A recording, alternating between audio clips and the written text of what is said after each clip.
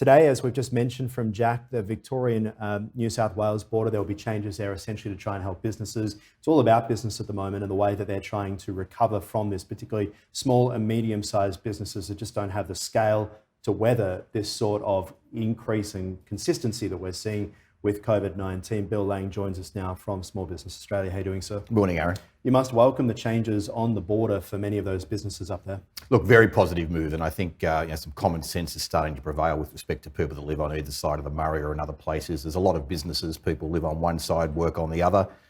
Interstate trade and commerce, the federal government actually regulates that under the Constitution. So it's good to see some common sense starting to be applied. We're also seeing that there are a bunch of tourism operators around regional Victoria who obviously are waiting for the Melbourne borders to reopen. Mixed feelings from many of them about some saying they want to make sure that what's happening in Melbourne doesn't escape to regional areas. Others who are tourism operators, motel operators, saying that all they're getting is cancellation after cancellation. We're hearing from the Premier that we won't be able to travel en masse. I think we all recall after the first lockdown came to an end, there wasn't a walkway or a waterfall in Victoria that was safe. Everybody was out, of course, catching up on lost time.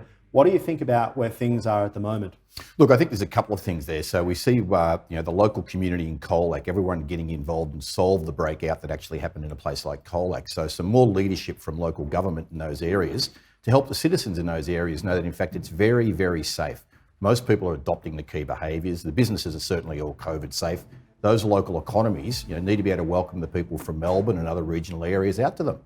Bill, just stand by for a moment. We have breaking news I want to bring to you. Today's numbers have just been released by the Department of Health and Human Services right now. For the 1st of September, there were 70 new cases, lower than yesterday. Yesterday, 73, today, 70, down just a touch, but at least the trend heading in the right direction. Sadly, 5 deaths. That compares to the figure we got yesterday of 41, which wasn't entirely accurate because that was bringing together a whole bunch of data from aged care facilities in recent weeks that they decided to release on the one day. If you took those out, yesterday's figure of deaths would be 8, obviously still tragic. Today is down to 5. Certainly 5 deaths is the lowest that we have seen, I think, in weeks, where we've been heading and tracking above 20 on most days, you'd have to say. But this is seen as great news, 70 new cases. We are heading in the right direction.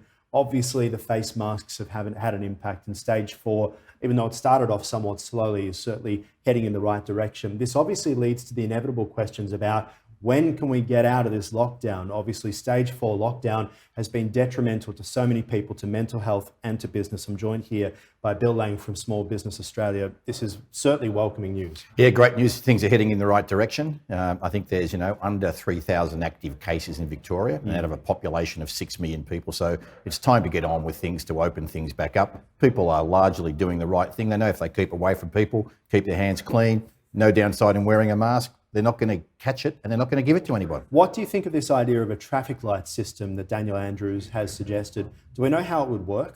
Look, there's not a lot of detail on it yet, but at least it sounds like a simple concept where people will know what the colour is. And as long as they don't keep changing the definition of the colours, we don't end up with, we're on stage 4 now. If there's 3 different levels and it's very clear what those things mean, and if it's communicated widely, simply and consistently, we can have some confidence in it. And it's going to, again, help people feel safer, feel well, and get on with life. How do you think work will have changed for small and medium-sized businesses?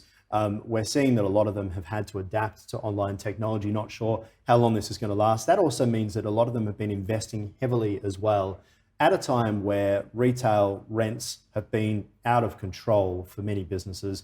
It's really been choking so many businesses too. What do you think we're going to see on the other side of this? Will there be businesses who say, not interested in a traffic light system, I finally got my business online, I'm not going back to a shop front. What do you think? Well, there's no doubt that you will see some of that taking place where people will go, do I really need the footprint? I'm a director of a HR services company. We operate on the cloud, and the landlord was playing hard to get, so we walked away from the $150,000 a year in rent. Everyone's working from home. We'll probably use some co-working space when we need to get the team together from time to time. But that's $150,000 of fixed expense out of the business. And the co-working space is more likely to be a restaurant for lunch to catch up, as opposed to booking space in one of these co-working spaces as well, right? It's a chance for everyone to catch up and to keep the team together, talk about where things are at. You can have a meeting over lunch in a restaurant, certainly, and book out that room. No doubt that'll be good for businesses too. It's really been a sudden shock. How do you think our cities will look? Well, again, at the end of the day, without people coming into the cities, cities are going to die. So how do we get the people back? They have to come back to their offices. In terms of the hospitality businesses and things in cities, the councils need to let them operate out on the footpath. And one of the great things New York City has done, like New York is back in action, but the restaurants are now all able to operate outside on the footpath, so consumers are confident in actually sitting down, catching up with their friends in an open air environment. Mate, it's still a bit too chilly to be sitting outdoors in Melbourne this time of year, I've got to say. Maybe if you're in Queensland or whatever, you'd be welcoming it, but I'm not sure we are ready for that just yet. Bill Lang, appreciate your time. See you next week. Thanks, Aaron.